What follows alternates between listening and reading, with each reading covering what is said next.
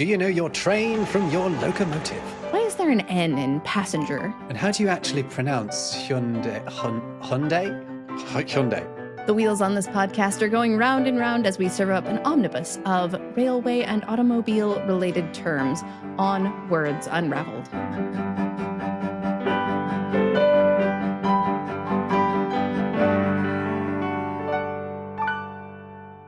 Welcome to another Words Unravelled. I'm Jess Seferis, author of the Etymology books Once Upon a Word and Words from Hell.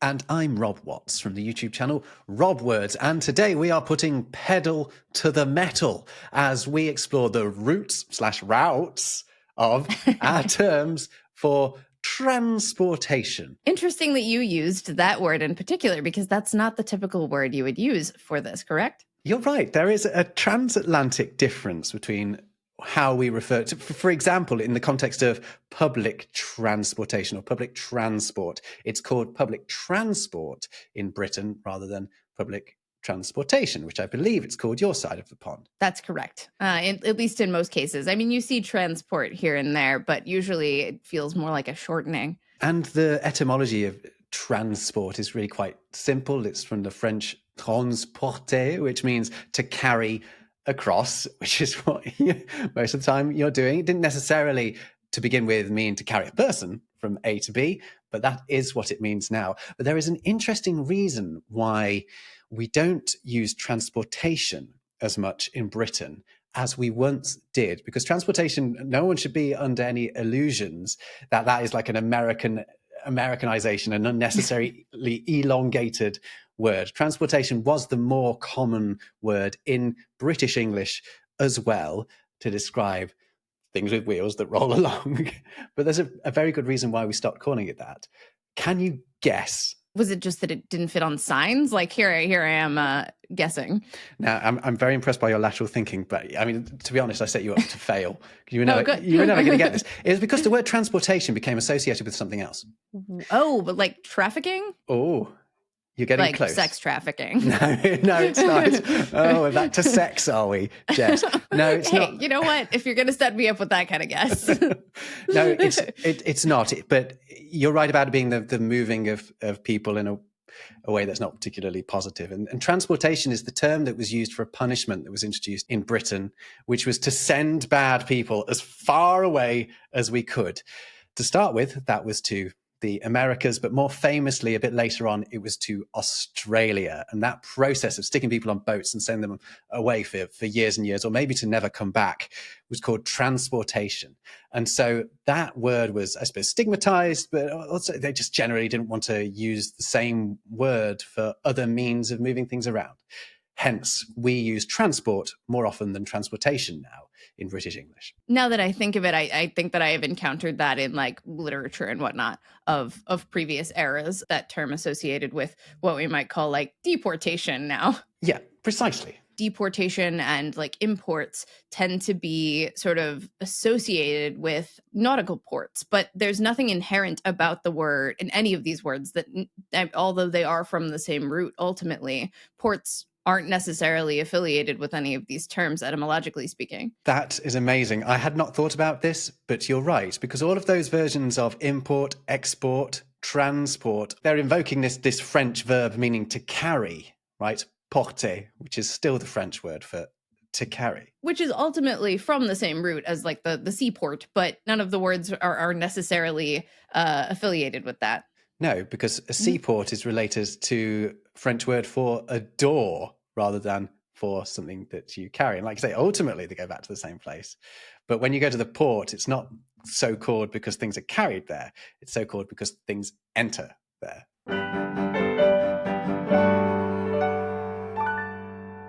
Let's talk about the people who use transport, shall we? Yes. So who are we talking about here? We're talking about the passengers are the people I'm thinking of. Interestingly, it was originally just a word for a traveler or a passerby, not necessarily someone who's riding on a vehicle controlled by another person. In fact, passerby is at least a few centuries more recent and appears to be an attempt at accommodating for the fact that passenger became more specific and changed meaning over time. And passenger has something about it that's odd that it shares with the word messenger. and harbinger and scavenger. And that's the fact that none of the French words that preceded the English words contained an N. We had passager, we had messager, we had herbager, we had scavager. And the reason that there is an N in these words is literally because people liked it. Because it's like it's just like it like that's the explanation according to every major etymological sources. We just liked the way the N's sound. English can be so stupid. And it should clearly be a passenger, right? Someone who's right? yeah, somehow being given passage. It should be a messenger, someone who's carrying a message. We just like the bounciness of the extra of that N in the middle. It smooths out the word a little bit. Oh, I hate that.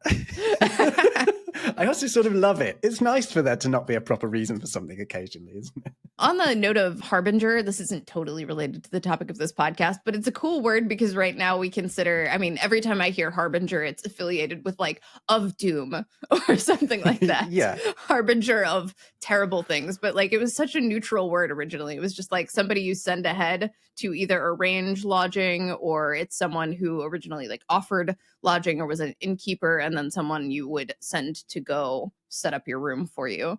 And now it's someone who brings really bad news usually. And so did you say that it's related to like a herberge or something? What should the word be if it didn't have that N in it? The original French word is herbergier. It's a verb meaning to provide lodging. Herber is like a word for lodging and shelter and is related to the word harbor. And people who've traveled in France will have heard of an auberge de jeunesse, which is a youth hostel. That auberge comes from the same place as herberge. And also in German, the word for a hostel is a Jugendherberge, which is Herberge at the end of that. It's the same as you've just cited for harbinger. Wow. Love it. We're off to such a good start. We are motoring along. You might even say we've embarked, which means we've literally gotten on a bark, which is a small ship. Oh, is that related to the Spanish word barca, which means a boat? Exactly. It makes sense that travel should have a lot of words from different places, right? It's as if as you move around the world, you pick up these words for the thing you're doing. All our different words for it have like slightly different connotations too. Like excursion means literally a running out. Expedition means an unfettering, which kind of aligns with the term expedite these days. But it was originally used in military campaigns to describe the process of making ready. So you would, expedite the process or get ready to go on an expedition. But it's obviously got that foot, but also like a chain for the feet route. So the ped in there is a foot. Or something that is chaining your feet. So to expedite is to remove that chain and to go on an expedition, to be unfettered and set off into the sunset. Glorious. And then trek originally meant specifically travel by ox. How? It's from a Dutch word meaning literally to draw or to pull. So if you went on a trek, you were being pulled in an ox-drawn carriage. Right, and that word is related to our word drag, isn't it? And literally to draw as well. And track. And train as well. Oh, love it. We're coming all around. Look at all these connections. Should we move on? Should we talk about trains? We should talk about trains. We just sort of mentioned it there, that ultimately it does go back to the same root as to draw and to drag, to pull, like we say. We have to be careful, don't we, talking about trains, because people who like trains like to get in touch and tell you that you're using the words wrong. So I when I was working in news, writing news scripts, we would have to be very, very careful to not confuse our locomotives, our trains, and our rolling stock. Do you know the difference between a train and a locomotive? Okay, so I'm going to guess, and you can tell me whether I'm right. My understanding is the train is the full vehicle with all the attachments and whatnot. The literal thing that is trailing or training behind. The locomotive is the engine that moves it. Is that right? I don't know about the other one. No, you're absolutely spot on. That's what it is. So you don't talk about Thomas the Tank Engine, for example, himself being a train. He's not a train. He is an engine. But when he's got his pals on the back, I can't remember the names of his carriages, then he's a train. or they collectively are a train. And anything that rolls along the rails is called rolling stock, incidentally. Huh. There are also some quite cute names for other types of rolling stock, bits and bobs. For example, the bit that used to be at the back of a train, in American slang anyway, used to be called a caboose, which I really like. But that has been replaced. It's now called a Fred. Is it? I still thought it was called a caboose. It is, insofar as if you happen to have a staffed car at the back, it would still be called a caboose. It doesn't mean like the end of the train necessarily. It means cabin or galley, right? Ah, is that right? It's also a Dutch word. It means like a ship's galley originally, and then it was applied to like the staff car on trains, which was usually at the back. But it is funny that now we associate it completely with like if somebody in my family were to say your caboose, they would be referring to your backside. So this is so funny. I at first assumed that the car I'm talking about was called the caboose because it was the back and it was a reference to your bottom. But from what you've just said, that's flipped that round for me. Other way around. Wonderful. And a Fred is a flashing rear end device, which is something that is nowadays at the back of a train, provides all of the necessary signals to the driver to tell them that it's not all fallen apart between the engine and the back. By the way, train fans, do get in touch. Do comment if I got any of that wrong. I know you will anyway, but please do. It's always good. Checking the comments underneath these videos is sometimes just as fun and informative as hopefully watching them in the first place. This time we will learn from our ferroequinologists. Oh, I like that. Someone who loves iron horses. Though specifically, my understanding is that refers to people who specifically like older versions of trains, though that might be an archaeo-ferroequinologist. I was looking up these kinds of words, actually. I think I said train fans, but actually rail fans is a sort of North American term for what we in Britain call train spotters. People who wait at the side of the tracks with their list of... I'm being reductive here, but they're looking for specific trains, ideally trains that they've never seen before, or engines that they've never seen before. Oh my goodness, I don't know. But another nickname for those in Britain is greisers. And that is supposedly, the story gets told, no one's entirely sure, but they think that is a deliberate corruption of the word grousers, because people who spotted trains would get confused for people who were out hunting grouse. Ah, interesting.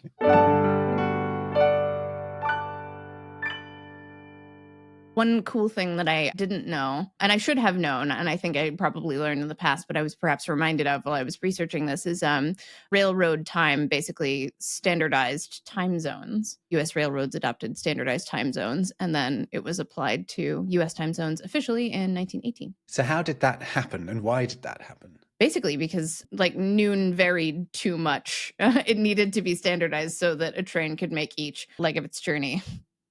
I see. Okay. We have very, very annoying railway clocks here on Deutsche Bahn in Germany, because the second hand on the clock, when it gets to the top, it waits 2 seconds. Goodness sake. Before it continues. And it's one of the most frustrating things you'll ever see in your life, is watching a clock that second hand is technically wrong every single minute of the day. Oh, that's stressful. And there's a reason for it. It's a very boring reason. It's actually a Swiss idea, and the Swiss know their way around a clock, Indeed. But it's because every single minute that clock gets a signal telling it when to start the next minute. Oh, that makes sense. Well, yeah, it makes sense, but I think it's an absolute travesty that they haven't found a way to deal with that doesn't require the clock to be a little bit wrong every single minute of the day. That hand is counting 58 seconds, not 60. And I think that is an abomination. So can you tell us about any more parts of trains? I learned some of these while researching this podcast, so hopefully our ferroequinologists can tell us more about them in the comments. But I learned that a bogie or a truck is the wheel chassis or framework that carries the wheels and is attached to a vehicle, kind of allowing it to navigate curves. I learned about the pantograph, which is a hinged device mounted on the roof of electric trains to collect power. I guess I knew what that was, but I did not know it was called a pantograph. One moment. You have what? Do you have have a pan? So my wife works for a big rail engineering company, and Cool. this is actually a tram. Oh, look, it's right there, that thing. This little guy on the top here. That's a pantograph. That's your pantograph right there. Yeah, the bit that makes contact with the cables above. Yeah. Yeah, and the bogies are actually on the project that my wife works on, are made here in Germany, not far away from where I'm sitting now. No kidding. That's so cool. A little bit beyond the train. Have you ever been to a traditional roundhouse? I think they're the coolest thing to look at. Man, Jess, you're going to be so jealous of this. In my hometown, we have a place called the Roundhouse, which is an old railway roundhouse, because my hometown is right in the center, and therefore was and is going to be the center of the British rail industry. They're opening a whole new massive depot there. But every year, for a brief period, they held a beer festival in that roundhouse. The beer's all the way around the edge, and you would just get pissed in the middle. And the track. That's amazing. It's glorious. Did they have the turntable going at any point? It does go, but not with drunk people on it. Anyway, sorry. You were going to give us a fabulous fact about roundhouses. I feel like the origin of that one is relatively mundane, but I will say a roundhouse kick is named after its resemblance to the arc of a roundhouse.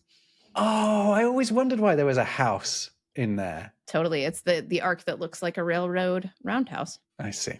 I did try to look up train spotting jargon, and all that came up was a list of terms from the film Train Spotting to try and explain which is very different. Yeah, but it was to try and explain the very strong Edinburgh dialect that's used in there. And it's got terms like bairn meaning baby, explains that bog means toilet, muckers means mate. And that movie is so disturbing. Yeah, it really is. But some of the slang that's in this train spotting jargon, which has nothing to do with transport, unfortunately, but I'll just tell you it because I came across it. It was funny. One of the terms in the film, or in the book, maybe it wasn't in the film, but it was in the book, biscuit arsed or biscuit erst, which means self-pitying. You can also have no, I can't tell you this. You can also be scaggy bored, which means that you're too high on heroin to have sex with someone. Oh, good. If you want to learn actual train spotting dialect, I would probably, or I guess terminology, vocabulary, I could easily recommend a wonderful train spotter on TikTok and Instagram named Francis Bourgeois. And he has, I hope I'm saying his name right, but he has my favorite videos because he loses his absolute mind in the best way possible over trains while providing great information about them. Yeah, he's wonderful. Check him out. By the way, do you have a favorite kind of train? I enjoy the ones that lean over. And do you know the ones that lean over when you go around a corner? They lean so that you sort of stay upright, but the rails sort of lean. And do you not have those? I guess I've not had the pleasure. And also the Shinkansen in Japan is incredible. Oh, that's cool. Yeah, and the maglevs in various parts of Asia, they're also very impressive. Yeah, I'm very non-specific with my train knowledge, but I do like the 440 steam locomotive types. They're if you were to doodle a train, you would probably be drawing a 440, and they've got that cool. If you were to doodle an engine, you mean? Yes, that's right. Thank you for catching me. Jess's favorite locomotive.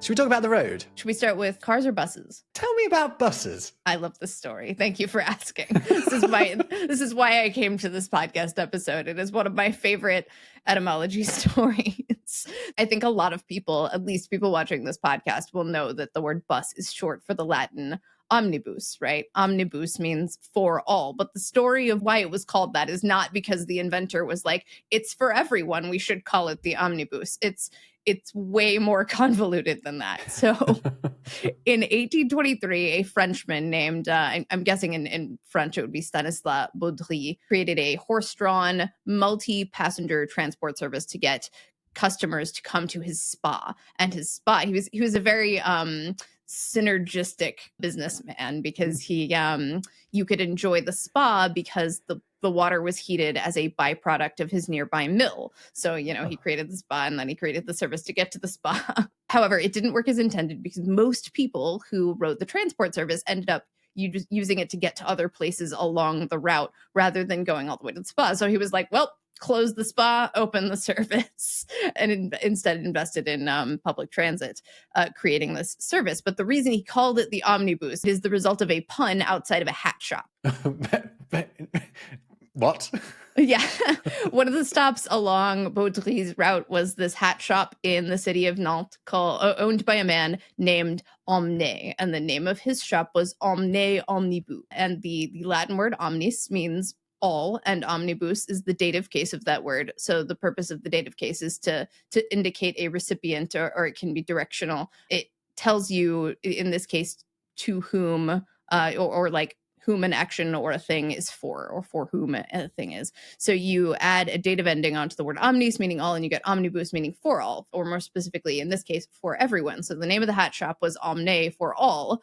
And in Latin, the French proper name omne happens to be the nominative case of omnis. So I'm getting deep cuts here. So omne omnibus could be interpreted as meaning stuff, in his shop is for everyone, or it could be interpreted as everything for everyone. So this guy named Omne has a big old sign outside his shop that says Omne Omnibus, which is a pun of his name, but that also means everything for everyone. And Baudry's carriage service stopped right by that sign. Oh. And the citizens of Nantes began calling the transportation service the omnibus. Yeah, they called it the voiture omnibus, the car for everyone. Can I talk about taxis? Yeah, let's talk about taxis. So you were saying that the first omnibus was horse-drawn. It's the same for the first taxi, you see. By the way, here's a thing. I'd like people to challenge me on this, but I think taxi might be one of the most universal words. Ooh, I would agree with that. Certainly in almost all of the European languages, taxi, you say taxi and you will get a taxi. And I know that it's the same in a lot of the Asian languages and the South Asian languages as well. So I just wonder. Arabic too. Oh, there you go. Okay, yeah. Good. Lots of them. If you can think of another one. I've talked before about how chow is quite a good multi-purpose word, but I think taxi is even better.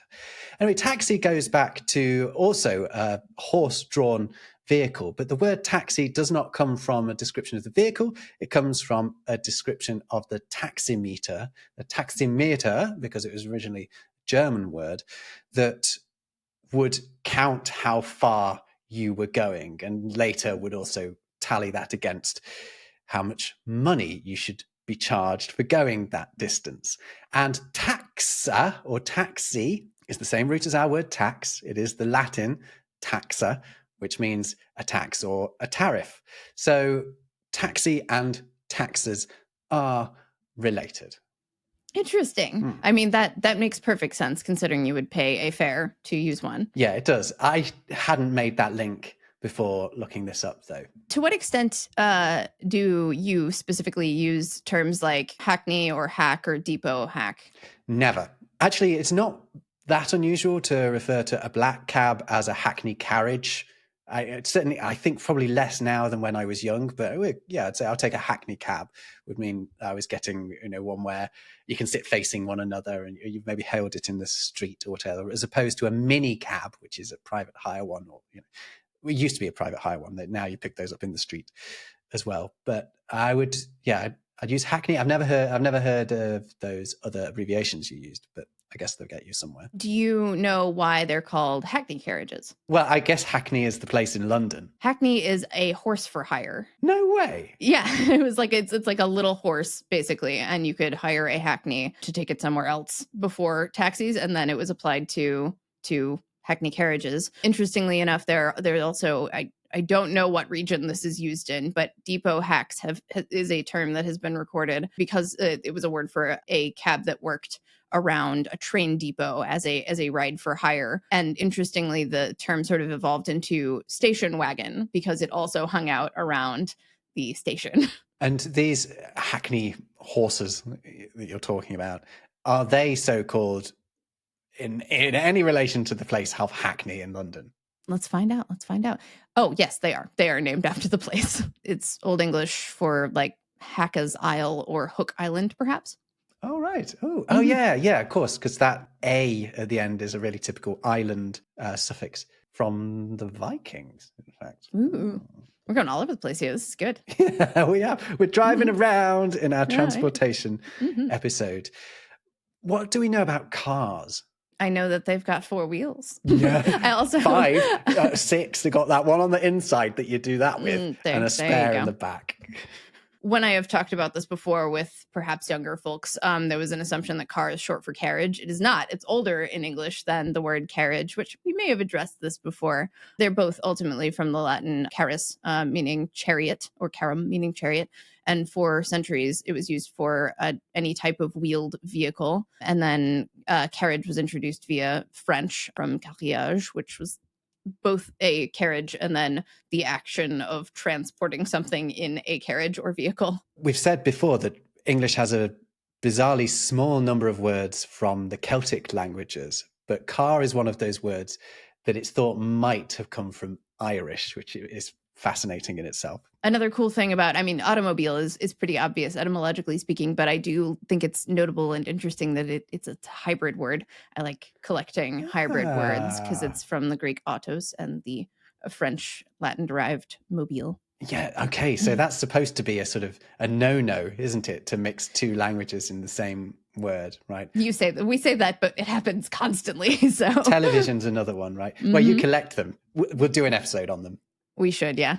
I've got the origins of a load of car brand names, if you're interested. I'm so interested. So most of them are just named after the surname of the proprietor of the company or the investors or whatever. I'm not going to talk about those, but let's talk about the ones that aren't. Well, firstly, we should start with the Japanese ones. Mazda is the name of an Iranian god, a Zoroastrian god, the god of wisdom. But, so this is a Japanese car company. Why are they using the name of a Persian god as their title? Well, that's because the owner of Mazda was called Jujiro Matsuda, and he noticed so it sounds that it sounded kind of similar to it. Mhm. Oh, another good one is Subaru or Subaru.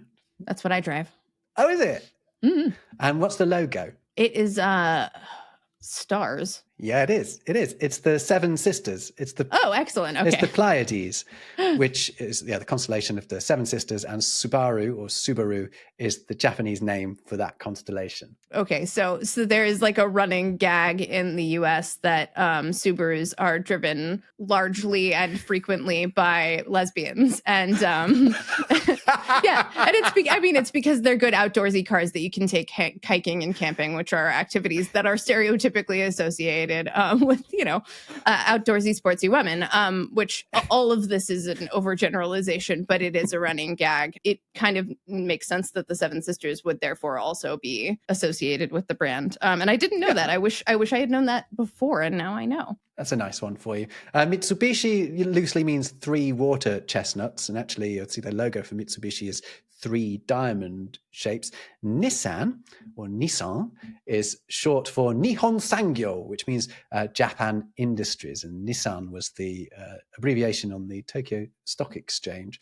And you've got some South Korean, I'm not going to go through all of them, I promise, but you've got some South Korean these are good. names as well. In England, we're not sure how to pronounce Hyundai.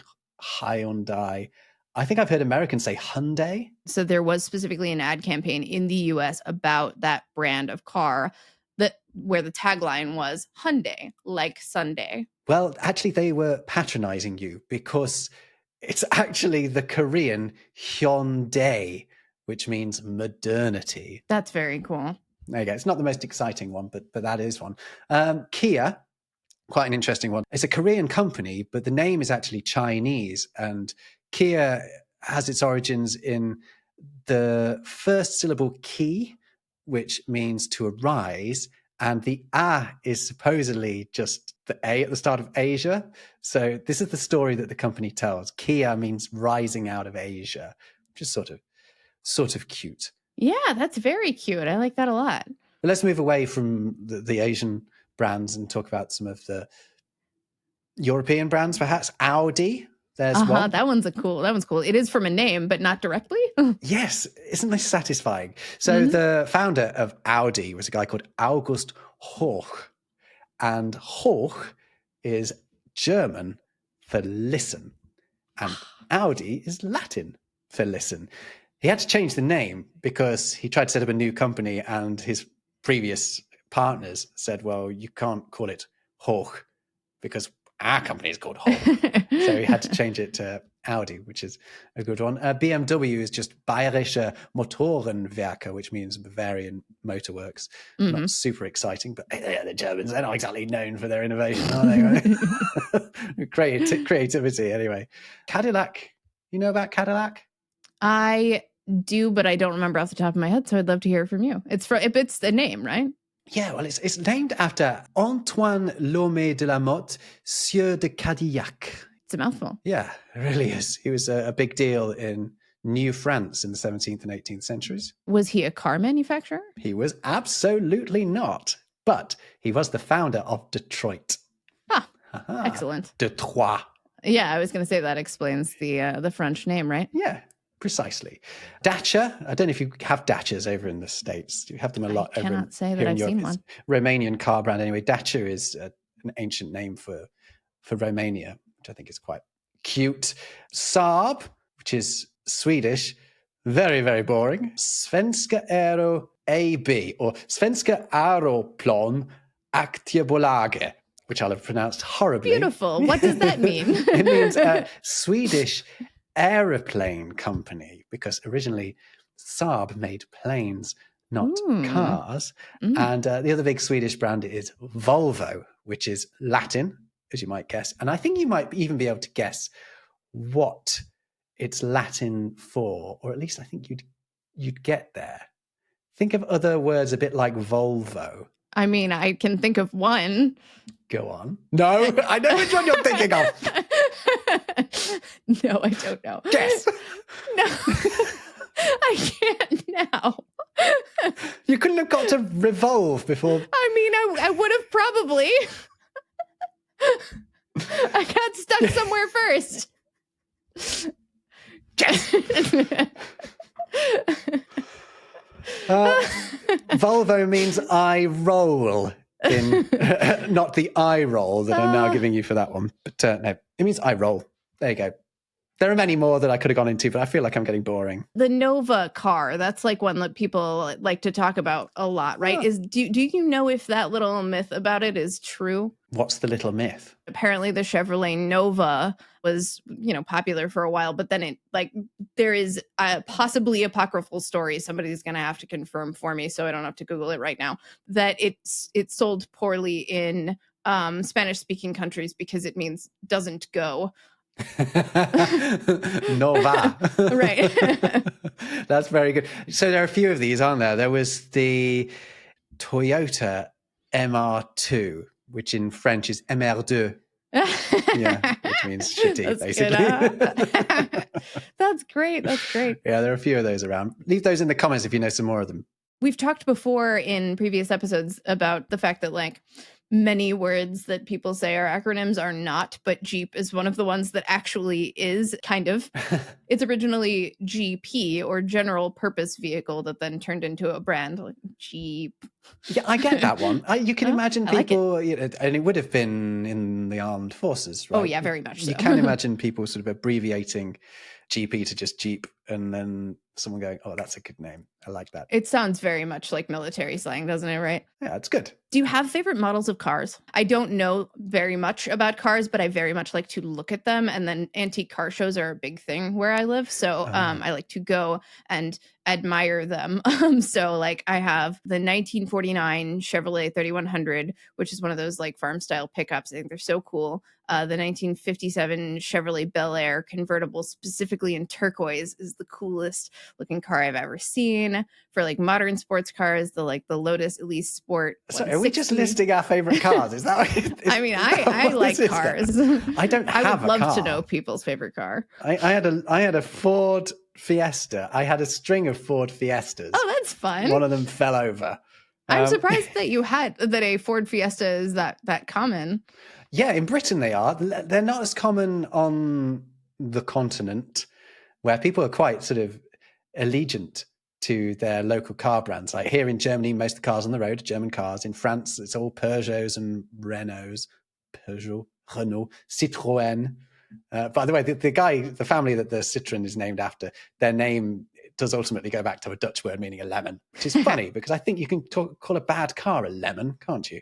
But yeah, Citroën meant that. But we do have a lot of American cars in Britain, and Ford were making, I don't know if they still are making cars in Britain.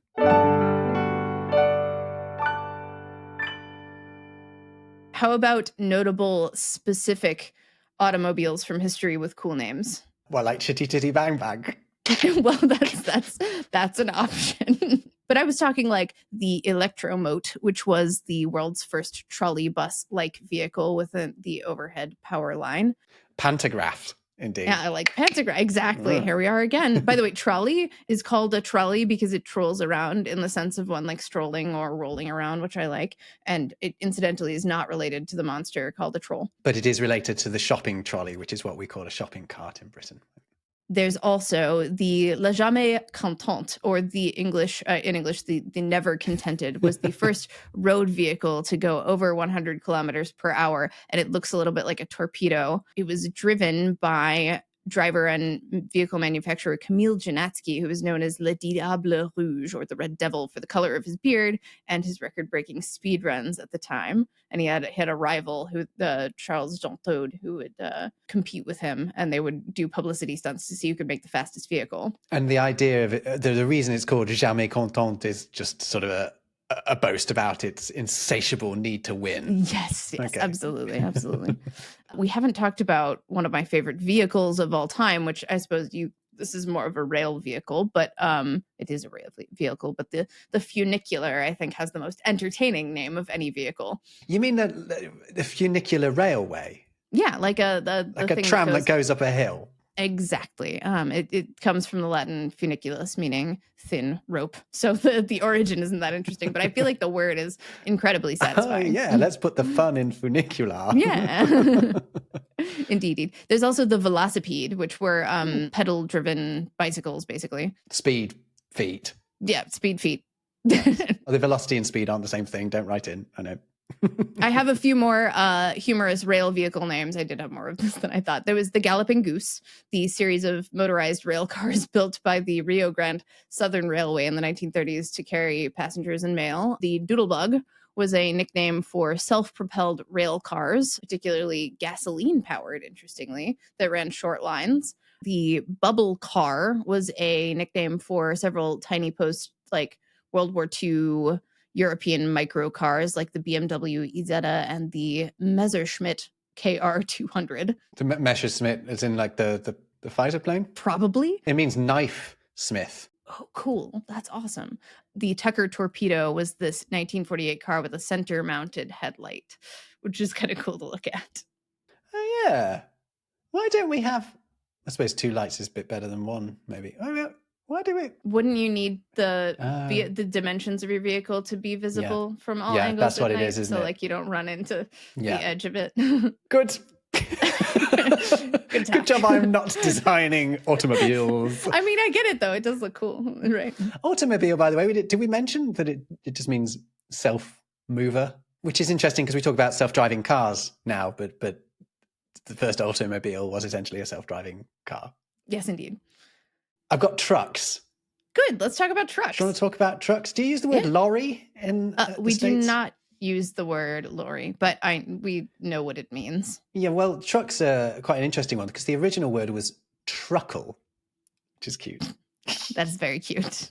And we've talked, I think, before about how words with "ul" at the end of them usually mean it's something little. It's either that or frequentative, right? Something either repetitive or tiny. Yes, right. To chuckle is to chuck often. Mm-hmm. Sparkle and spark, things like that. So the original truck was, it's just a grouping of small wheels that you put into something to help you move it. That's why we call the railroad bogie a truck. Yeah, exactly. Yeah, that's where it comes from. The word might also be from the Greek trokos, which means to run, but that's considered a less likely explanation. It's more likely that truck comes from truckle. Anyway, I was looking up trucker slang, by which I Oh, mean, that's fun. yeah, CB radio stuff, breaker, breaker. What's your 20? We talked about Smokey and the Bandit being full of these in a previous episode. Highly recommend that movie. It's very good. Do you know in trucker slang what it means to have a bear on your donkey? Would that be a cop on your tail? That is precisely what it means. Yeah. Well, I didn't know that. You can also call it a bear on your back end. Any bear references? They're talking about the police. They're probably talking about the state troopers or the highway patrol. You can have the Smokies who wore the Smokey Bear hat. There we go. Oh, okay. It's all coming together. Love it. So a bear bite would be a parking ticket, and if you were to pay it, you would be feeding the bears. You could also have a bear in the air, which is a police helicopter, also known as a spy in the sky. But also there are loads of other terms. For example, Billy Big Rig was a boastful driver.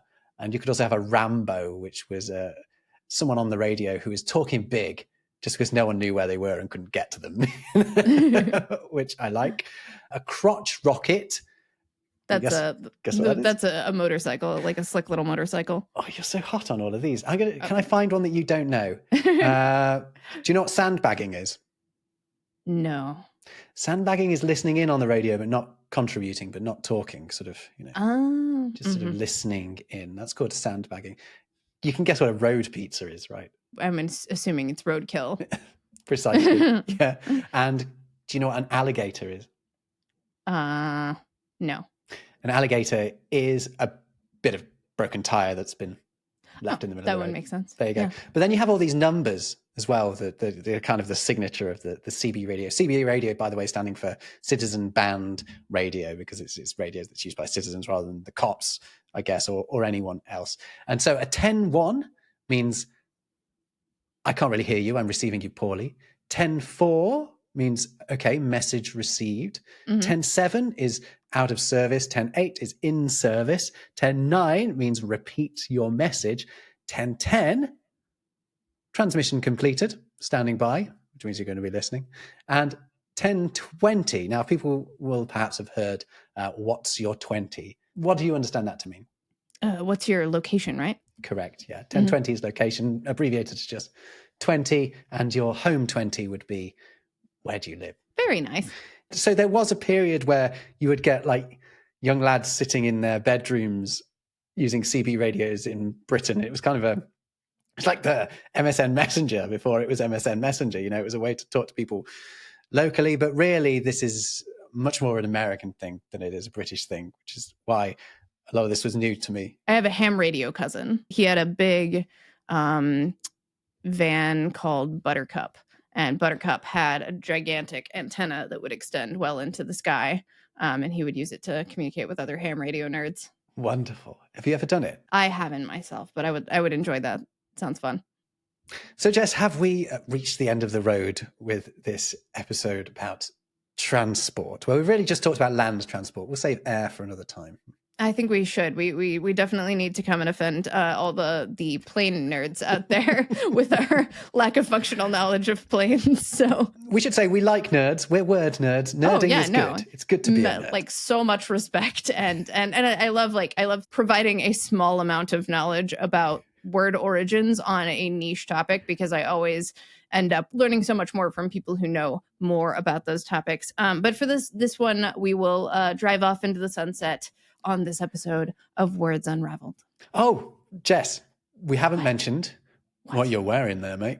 Oh, yeah. A really nice sweatshirt here. Highly recommend.